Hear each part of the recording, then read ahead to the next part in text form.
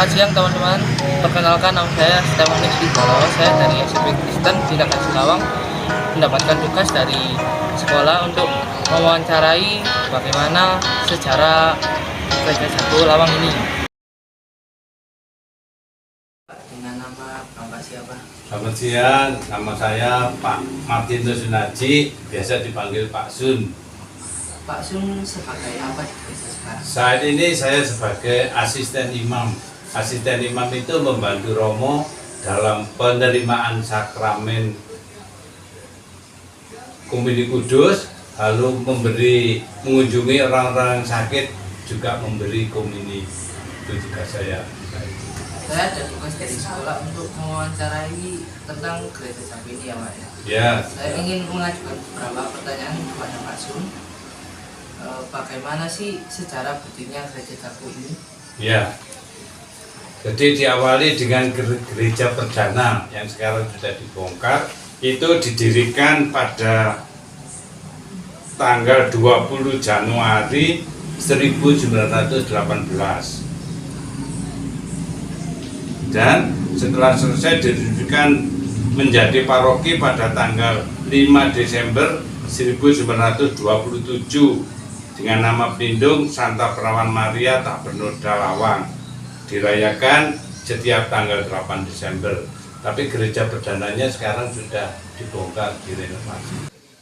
Alasan memilih berdirinya gereja di situ kenapa Pak? Ya, pada waktu zaman tahun-tahun itu ya, jadi banyak misionaris Belanda itu yang bekerja baik di kepolisian, di tentara, ingin mengikuti perayaan Ekaristi. Lalu di situ alasannya karena dekat dengan jalan raya.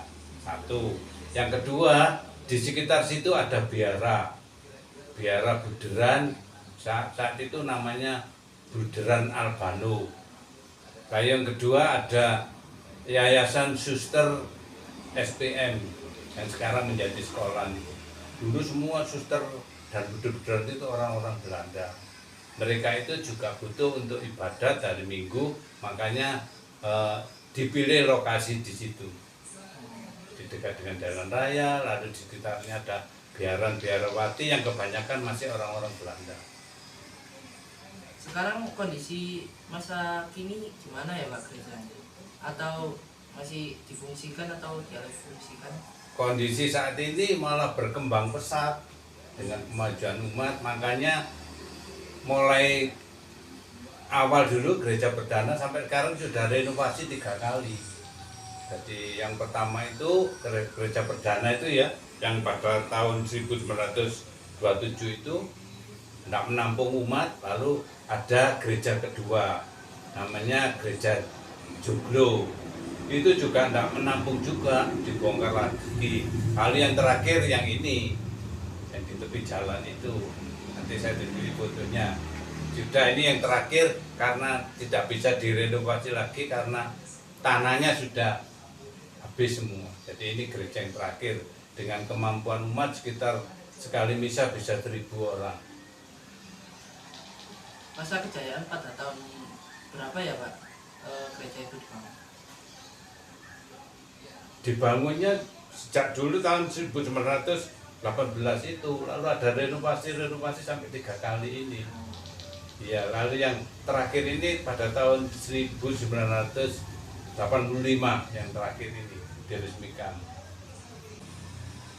Setelah itu ya terus banyak berkembang umat. Jadi antara tahun 1950-an sudah banyak umat sudah. Terus mulai itu sampai sekarang. Kok Gereja Jago ini dinamai Gereja Jago Pak? Ya, dinamai Gereja Jago pada waktu awal mendirikan itu di atas atapnya itu ada lambang jago. Waktu itu arsiteknya orang-orang Belanda, itu sebetulnya untuk menentukan arah angin. Jadi jago itu dibuat dari lempengan seperti pelat gitu, tapi kalau anginnya dari utara ke selatan, jagonya bisa berpindah-pindah lihat arah angin. Mulai awal didirikan seperti itu, lalu pada waktu pembongkaran gereja pertama dipindah kedua, jago itu tetap ada. Dan orang-orang di sekitar situ tahunya itu gereja jago, kebanyakan tetangga sekitar, lalu para tukang ojek itu tahu. Jadi gampangnya, oh gereja jago gitu. Padahal di Lawang ada 17 gereja, tapi yang terkenal hanya gereja jago, karena ya itu tadi sejak dulu ada ornamen jagonya itu loh. Jago. Lalu sekarang di dalam gereja di dekat altar itu juga ada 2 jago.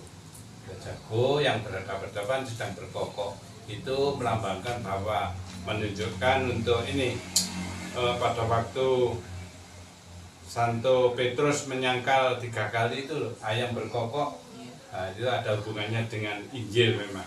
Jadi dilanjutkan di dalam gereja dibuat seperti itu. Jadi begini, di 2 ekor ayam jago di depan melambangkan penyangkalan Petrus kepada Yesus, dan peristiwa ini sudah ditulis di Injil, semua Injil Katolik, ada Injil Markus, Yohanes, di Matius, itu semua ada kisah apa tuh, Thomas menyangkal itu, Petrus menyangkal itu. Oke.